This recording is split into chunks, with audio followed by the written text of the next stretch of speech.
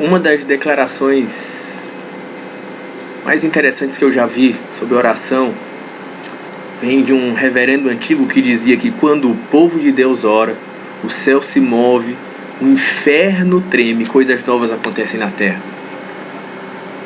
É interessante quando pensamos em oração que há uma imagem em Apocalipse capítulo 8, do versículo 1 em diante, quando mostra no início de Apocalipse, onde as taças vão ser liberadas, a imagem de um anjo segurando uma bacia, um incensário, onde as orações dos santos vão enchendo aquela bacia, e quando ela alcança uma medida estabelecida por Deus, ela sobe e é apresentada diante de Deus como um aroma suave às suas narinas, e naquele momento Deus derrama uma ordem sobre a terra, e aquela bacia com as orações, ela é lançada de volta sobre a terra, e quando ela volta para a terra, ela volta trazendo a voz de Deus em trovões, em relâmpagos, e há terremotos sobre a terra, quando a oração dos santos é lançada de volta sobre a terra. Há mudanças poderosas, vidas são transformadas, a realidade da terra é mudada, porque quando a oração do crente sobe,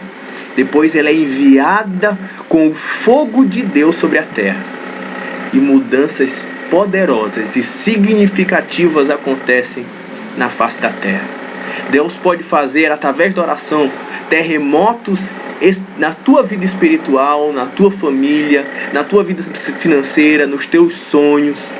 Deus é um Deus que responde às nossas orações. Nem que Ele precise mover o céu, a terra e tremer o inferno, Ele responde às nossas orações. E nessa verdade eu quero estudar o texto que está em 1 Timóteo, capítulo 2, do versículo 1 em diante, quando o apóstolo Paulo vem nos ensinar, e ensinando a Timóteo, sobre a verdade e o lugar que a oração tem que ter nas nossas vidas. Em Timóteo, ele nos ensina como a oração nos conduz a uma vida santa e tranquila diante de Deus. Em Timóteo, Paulo ensina como a oração ela é capaz de nos conduzir à presença de Deus, e como a oração não é uma religião, mas é uma experiência pessoal com o próprio Deus.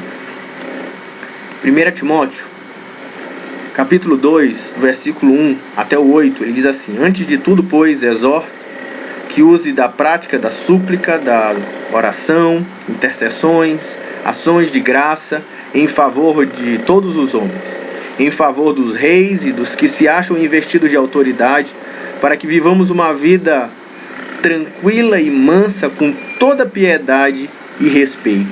E isso é bom e aceitável diante do nosso Deus e nosso Salvador, o qual deseja que todos os homens sejam salvos e cheguem ao pleno conhecimento da verdade. Porquanto há só um mediador, um só Deus, entre Deus e os homens, Cristo Jesus, o homem, o qual a si mesmo se deu em resgate de todos. Testemunho que se deve prestar em tempos oportunos. Para isso foi designado pregador e apóstolo. Afirmo a verdade e não minto, mestre dos gentios na fé e na verdade. Quero, portanto, que os varões orem em todo lugar, levantando mãos santas, sem ira e sem animosidade. O apóstolo Paulo começa dizendo, antes de tudo, sobre como a prática da oração ela é prioridade na vida da igreja. Nesse momento aqui, é um momento onde Paulo está ensinando a Timóteo sobre como deveriam ser os encontros públicos da igreja, como deveriam gastar as suas prioridades, como eles deveriam se vestir, como deveria ser o papel da mulher nos encontros públicos, como deveriam se encontrar e como deveria ser a sua liturgia, como deveria ser a sua ordem. É o primeiro lugar na Bíblia que mostra o apóstolo Paulo ou qualquer um dos apóstolos ou dos autores bíblicos explicando algo sobre como deveria ser a reunião. Mas ele começa falando sobre isso, dando a prioridade das prioridades, dizendo antes de tudo. A oração é prioridade, ela tem que estar em primeiro lugar, antes de qualquer coisa a oração tem que acontecer. E ele diz, antes de tudo, exorto que. A palavra exorto, ela vem aqui cheia de uma ênfase emocional. É como se houvesse um apelo, como se Paulo estivesse implorando, como uma mãe clama pelo seu filho, como um pai clama pelo amor ao seu filho, dizendo, pelo amor de Deus, meu filho. Ele, com essa carga, que ele apela, ele exorta a Timóteo a fazer da oração um lugar onde deveria estar antes de todas as coisas. Era como uma ordem de Deus para Timóteo e para aquela igreja, dizendo, é ordem de Deus. Orar é fazer a vontade de Deus. Como ele chega a dizer no versículo 3, isso é bom e aceitável diante de Deus. Por isso é ordem, por isso eu te exorto. Mas ele exortava e ele implorava aqui, que ele usasse da prática da oração. E eu gosto da expressão que ele diz aqui, que a prática da oração. A oração não é algo que é para ser estudado, entendido, compreendido somente. Oração é prática. Oração não é teórico, não é filosófico. Ela exige agenda, tempo, compromisso, ela exige prática. E ele apresenta então quais são essas formas práticas de oração. Ele chama de súplicas, ele diz orações, ações de graça em favor de todos os homens. A intenção de Paulo não é fazer um tratado sobre os diversos tipos de oração. A intenção de Paulo é reforçar o entendimento de como era preciso orar, mas ainda assim podemos aprender algumas coisas que podemos fazer quando entramos na presença de Deus em oração. A primeira é súplicas, que é fazer pedidos específicos. Algumas pessoas têm dificuldades em pedir coisas para Deus. Eu só vou agradecer, quem sou eu para pedir? Mas o próprio Paulo diz, não, quando entrar na presença de Deus, peça pelo pão de cada dia, peça pelas suas necessidades, diga nome às suas necessidades diante de Deus, porque Deus ele se interessa com as questões da sua vida cotidiana, das suas vestes, do seu pão de cada dia, do cuidado com a sua família. Por isso, Paulo também diz em Filipenses, capítulo 4, versículo 6, tornai, pois, conhecido diante de Deus todas as coisas. A gente tem que fazer conhecer diante de Deus as nossas necessidades, as nossas súplicas. Mas ele também diz oração. E oração fala de um momento de fervor, de reverência, de fé, de intensidade diante de Deus. Fala de um momento, de uma experiência pessoal que eu posso ter com Deus. Você e eu podemos ter um encontro pessoal com Deus pela oração. Quando eu entro na presença de Deus, é um contato de primeiro grau com o Criador do Universo. Isso tem que ser feito com uma reverência profunda e uma fé intensa na alma. Mas ele fala também de intercessão, que é entrar na presença de Deus para pleitear por alguém. Quando você for entrar na presença de Deus, peça pelas suas necessidades. Tenha experiência com Deus pela oração, mas se lembre que Ele não é só o seu Pai, Ele é o Pai nosso. Então interceda por todos os homens. E por isso quando ele diz para fazer intercessão, ele diz assim, e ações de graça em favor de todos os homens. Precisamos orar por todos, porque Paulo dizia isso, porque os judeus eram exclusivistas. Eles entendiam que a oração, ou que as bênçãos de Deus eram somente para os judeus. Mas Paulo precisava dizer para eles, não, a bênção de Deus é para todos. Como foi a promessa a Abraão, de ti farei bendita todas as nações da terra. Como Jesus disse aos apóstolos, ide por todo o mundo. E a bênção, então, ela se espalha sobre todas as nações. O desejo de Deus é que todos sejam salvos. E por isso, Paulo diz, orem por todos, com ações de graça. Quando entrar na presença de Deus, é com entrar com o coração agradecido. E isso é tão forte aqui nesse contexto, porque o rei, nesse momento, é Nero. Eles estavam experimentando talvez uma das piores perseguições da igreja. Mas o apóstolo Paulo está dizendo, orem inclusive por Nero. Como ele mesmo diz no contexto, a favor dos reis e de todos que se acham investidos de autoridade. Orem por Nero, orem pelos inimigos, orem por aquele que mata você, mata os seus familiares, persegue os seus irmãos. E tenham um coração agradecido por eles, mas como é que eu posso ter um coração agradecido por quem me persegue? Porque é o coração de quem confia plenamente em Deus e sabe que o Deus que nós servimos, Ele tem controle sobre todas as questões da nossa vida e que Ele há de nos proteger, nos guardar e não permitir que nada aconteça em nossa volta sem que esteja debaixo do seu controle. Ele não permite que passemos por provações maiores do que as nossas forças. Muito obrigado por tudo que acontece no nosso meio, mesmo quando nos gere sofrimento. Obrigado por tudo, Senhor. Ele diz a favor dos reis, de todos que se acham investidos de autoridade. Isso é uma questão que a gente precisa aprender com o ensino de Paulo, quando ele coloca no rito, ou na prática, ou na liturgia da igreja, a prática de orar pelos governadores, pelos que estão revestidos de autoridade, pelos reis, pelos líderes, mesmo que fosse Nero. Eu não vou orar só se o governador, se o rei for irmão, for parente, não, eu vou orar por todos, sendo ele bom ou mal. Eu vou orar e vou agradecer, diz Paulo, por Nero, vou me colocar na brecha por ele, vou agradecer a Deus por ele e vou pedir para que Deus abençoe ele. Por isso, nós precisamos aprender algumas verdades profundas aqui, que o apóstolo Paulo nos revela. A primeira é que a oração tem que ser prioridade na nossa agenda. O que nós fizemos da oração? Se passarmos para olhar para a vida da igreja dos nossos dias, a oração, ela muitas vezes está em último lugar na vida da maioria dos cristãos. Ela não é mais, de fato, das nossas prioridades. Nós priorizamos o culto, priorizamos até a leitura, o estudo, priorizamos os programas da igreja, o encontro do grupo pequeno, priorizamos tantas coisas, mas não priorizamos a oração. Não colocamos ela no seu devido lugar, que o apóstolo Paulo colocou aqui para Timóteo, antes de tudo. Na igreja primitiva, a oração ela tinha tal proeminência que nos cultos públicos havia um momento da oração.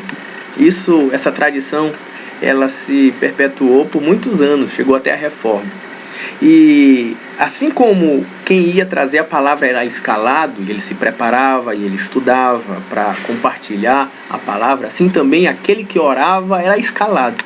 Ele ia para casa e ele preparava, ele planejava, ele escolhia os temas, ele redigia a sua oração, tamanha a importância daquele momento. Charles Spurgeon, ele ensinava os seus pastores em treinamento, os obreiros que estavam sobre o treinamento dele, de como redigir o tempo de oração que havia nas reuniões públicas.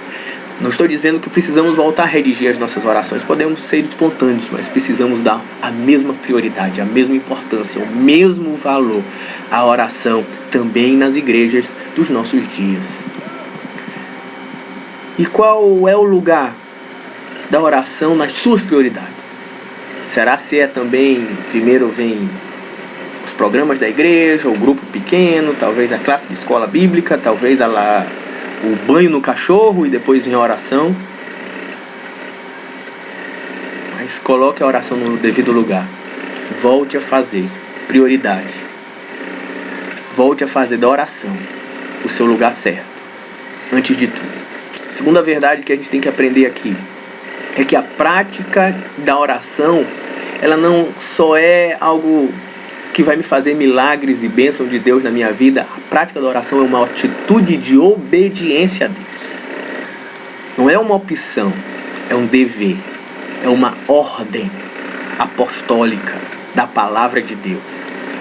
Eu exorto, você e eu precisamos, na igreja dos nossos dias, mudar a nossa agenda. Voltar a fazer do principal a coisa principal. E é engraçado como na vida nós temos a mania de colocar as coisas principais no fim da fila. E no cristianismo nós também temos a mania de colocar coisas principais no fim da fila da nossa religiosidade. Priorizamos os programas, as instituições, os eventos, mas não priorizamos a oração, o discipulado, o relacionamento, o evangelismo, o caráter. Como é comum a gente cometer esse erro. Mas nós não perdemos os nossos compromissos religiosos. Mas ter uma vida de oração, nós não vivemos. Por isso, entenda que se você quer viver para o agrado de Deus, se você quer obedecer a Deus, priorize na sua agenda oração. Obedeça a Deus, ore. Seja fiel a Deus, ore.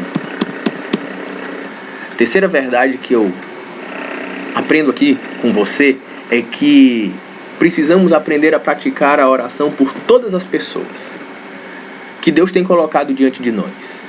Você tem que aprender a orar todo dia, não só aquela oração, Senhor, abençoa, te adoro, te engrandeço e abençoa papai, mamãe, vovó, minha vida. Você precisa aprender a orar, como diz o apóstolo Paulo, por todos os homens, até por Nero, até pelo governador, até pelo presidente, por todos. Você precisa orar por cada família, por cada discípulo seu, por cada membro do seu grupo pequeno, por cada colega de trabalho, por cada amigo pessoal, pelos que te perseguem, pelos seus concorrentes de trabalho, pelos seus colaboradores da empresa, pelos que falam mal de você, pelos políticos, pelos que não conhecem a Cristo ainda, que estão à tua volta. Orem por todos. Não é só orar a Deus pelos seus próprios interesses, mas pelos interesses de cada pessoa que está em volta de você. Mesmo aqueles que nem acreditamos que ele, às vezes por nossa falta de fé, que eles podem vir a Jesus. Mas nós precisamos orar por todos. Porque ele não é só o seu Pai, ele é o Pai Nosso. Como o Senhor Jesus, quando vai orar, ele começa a oração dele ensinando logo essa verdade. É Pai Nosso que está no céu. O meu pastor, o pastor Afonso, alguém que experimentou vir orar por todos os homens, e eu aprendi com ele. Quero contar como ele ora.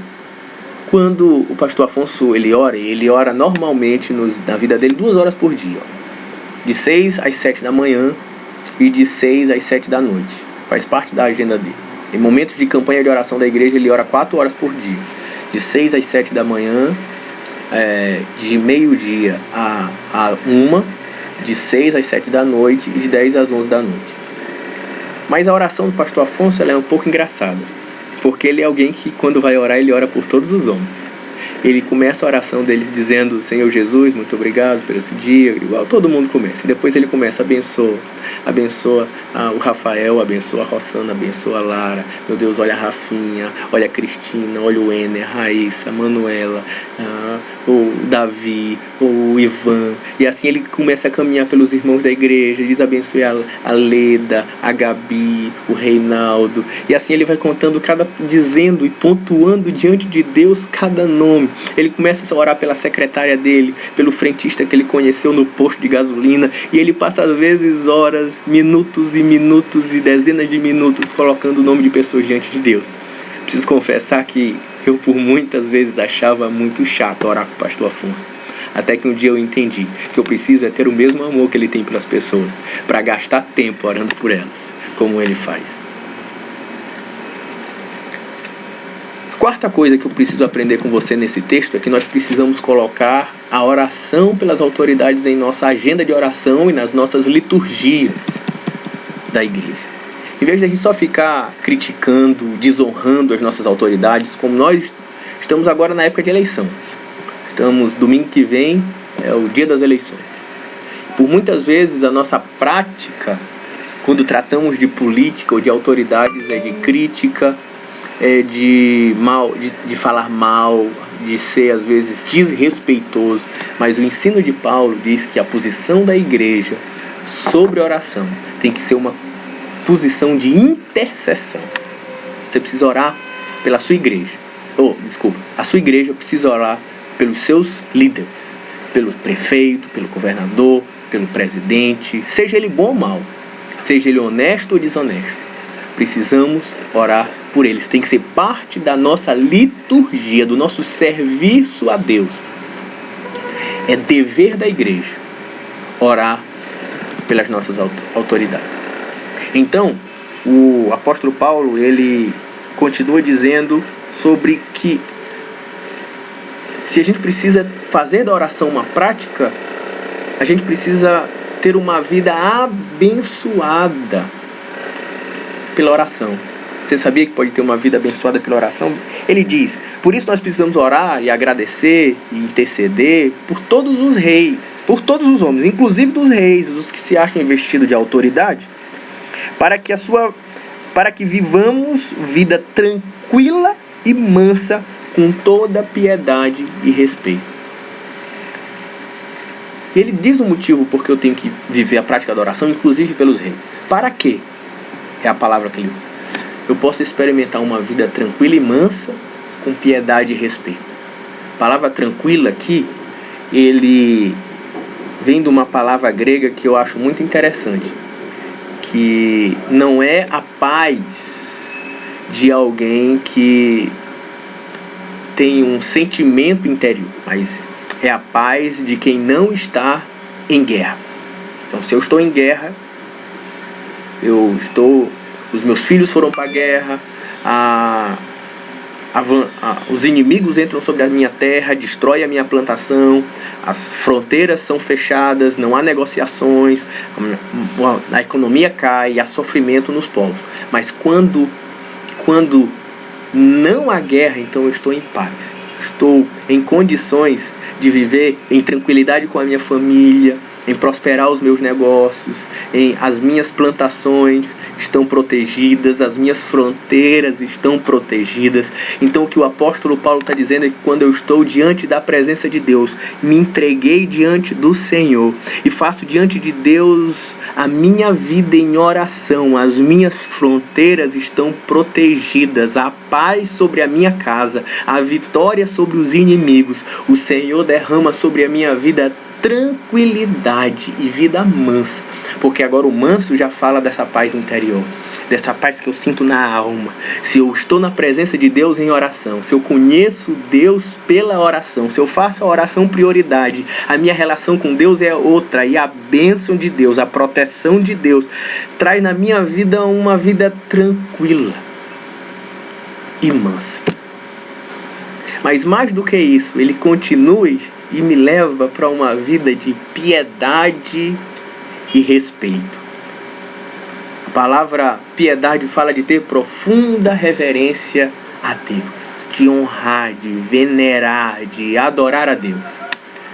Fala de uma espiritualidade verdadeira, de quem tem honra a Deus aqui dentro e não fora. Não é como os pagãos, que eles entram nos seus templos com uma cara de reverência tão grande, mas sai pelas portas para viver todo tipo de coisa errada, carnal e desonra a Deus. Mas alguém que tem piedade é alguém que vive uma vida de reverência e honra a Deus.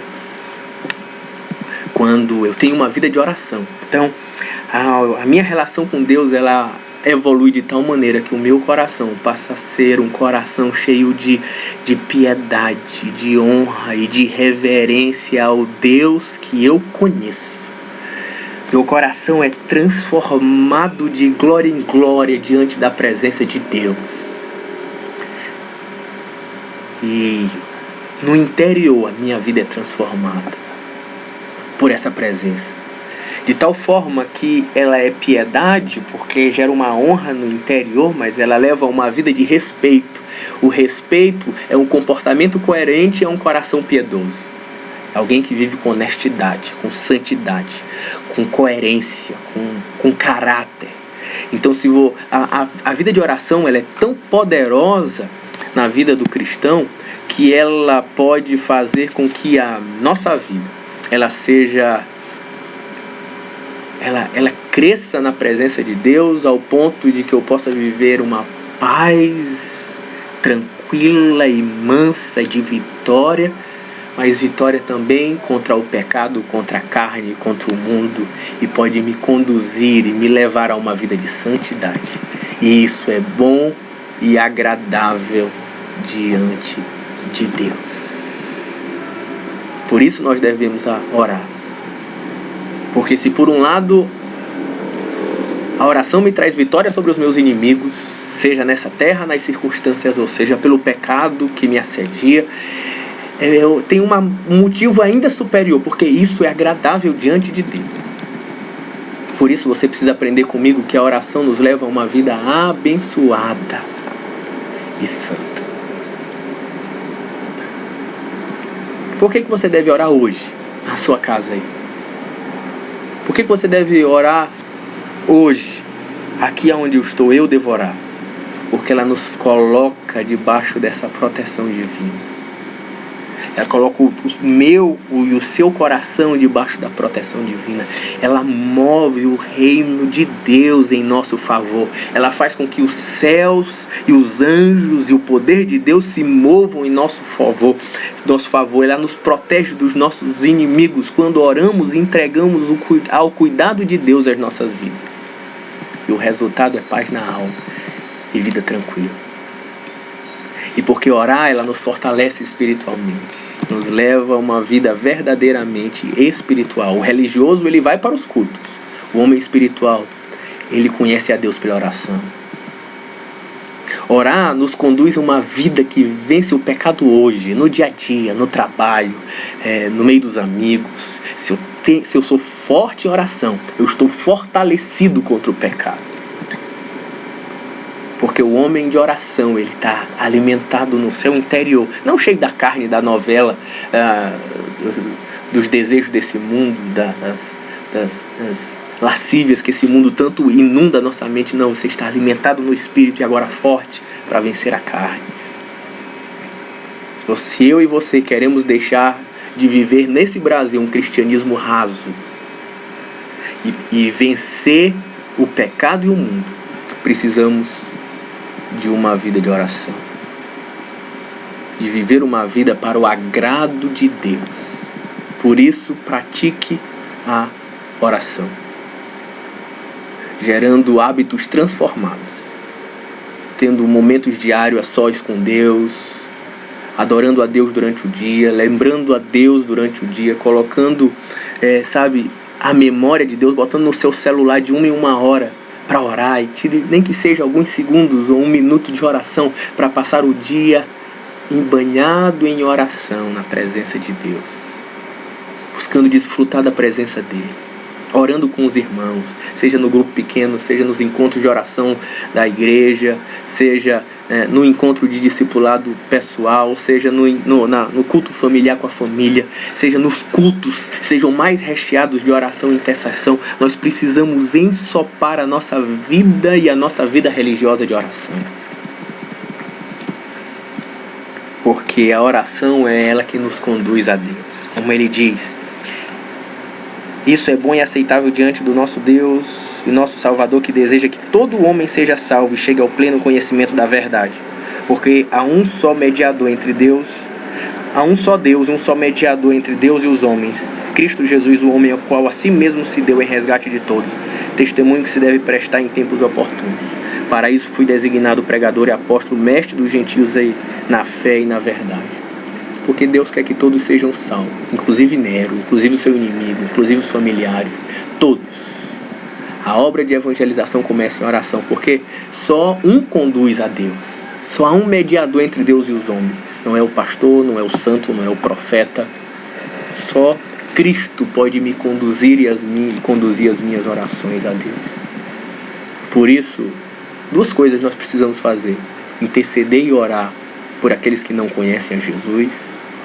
Oração é o primeiro passo da evangelização, por todos, inclusive por aqueles que achamos que nunca virão para o Senhor. Mas quem convence o homem não são os nossos argumentos, é Deus pelo seu Espírito. E segundo, saber que não há outro mediador. Não há um santo, não são os apóstolos, não é Paulo, não é Timóteo, não é João, nem é Maria, a mãe de Jesus. Só há um que pode nos unir a Deus, que pode conduzir as nossas orações até a presença de Deus, fazendo chegar com aroma suave. Só há um mediador, e o nome dele é o Senhor Jesus. Por isso, é preciso priorizar a oração sincera diante de Deus, pois ela é que nos conduz a uma vida santa, tranquila e frutífera diante de Deus.